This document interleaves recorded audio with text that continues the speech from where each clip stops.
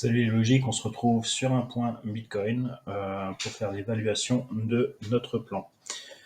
Donc l'enjeu est de savoir, donc là je suis en unité de temps weekly, on a le dernier bloc institutionnel pour moi qui se retrouve dans cette zone un petit peu entre ici, entre les 13 990 3810. La question est de savoir est-ce qu'on peut redescendre dans cette zone pour refermer ce bloc et éventuellement repartir, ou alors eh bien, on restera dans la zone à partir des 17 843 avant de vouloir repartir. Donc tout ça, c'est des questions sur lesquelles je pense qu'il faudra un petit peu de temps pour y répondre, mais c'est un petit peu le fil rouge à suivre sur Bitcoin, un petit peu sur les intérêts de la smart money. Donc si on redescend sur le daily, ça se traduit comment? Donc on est ici sur cette zone là avec cet order block qui est travaillé et l'imbalance ici qui a été clôturé avec la bougie du 26 août. Et donc on est dans la phase de ralentissement. Donc on va essayer de détailler un petit peu ce qui se passe ici dans cette zone. Donc on suit notre plan qui va jusqu'au 3 septembre et qui est baissier.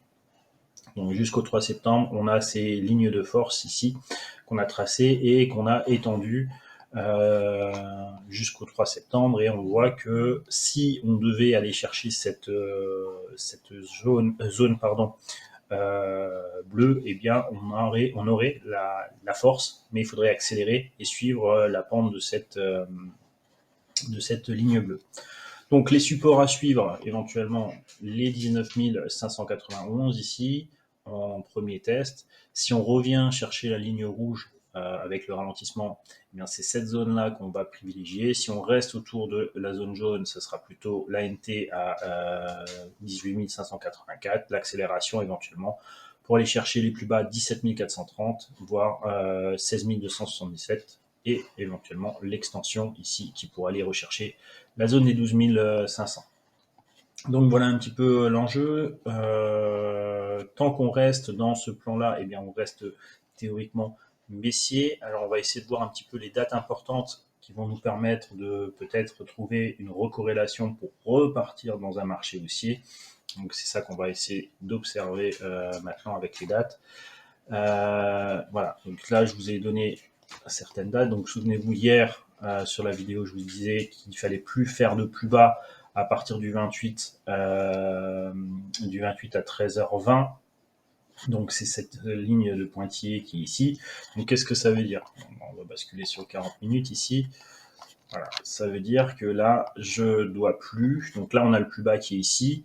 Après cette ligne pointillée ici, eh bien, je ne devrais plus faire de plus bas et donc ne pas casser le bas qui se retrouve ici à 19 800. D'accord? Donc, si je casse les 19 800 après le 28 août 13h20, eh bien, ce sera on va dire la validation de la continuation baissière du mouvement. Ok, donc, et on suivrait toujours ce plan baissier.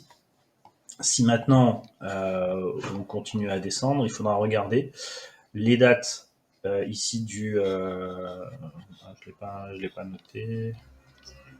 Les dates du 29 août et la date du 31 août, 18h.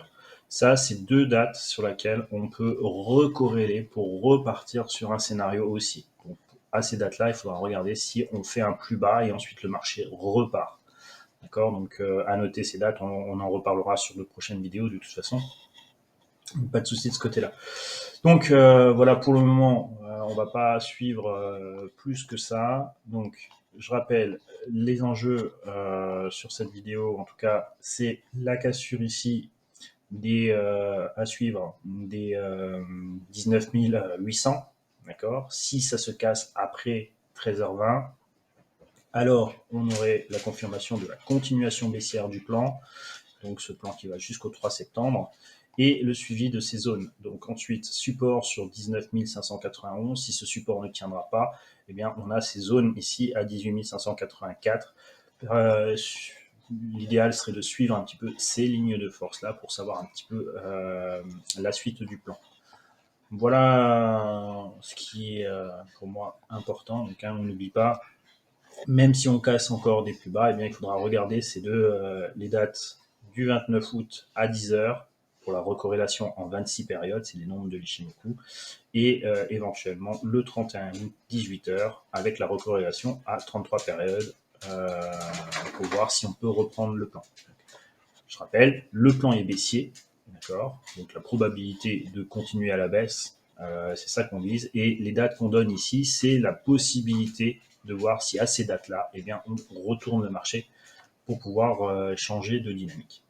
Il y a une dernière période qu'il faudra faire très attention, c'est 28 août, 22 heures, où là, on est sur l'influence baissière du cycle Qi. Donc ça veut dire que là, on va reprendre une influence baissière sur le momentum, et il va falloir voir si cette influence baissière, au moment où le cycle qui reprend son momentum baissier, eh bien, est-ce que le momentum présent, donc la bougie en cours, eh bien, est influencé et continue à baisser. Donc à partir de 22 heures, on devrait revoir théoriquement une impulsion baissière.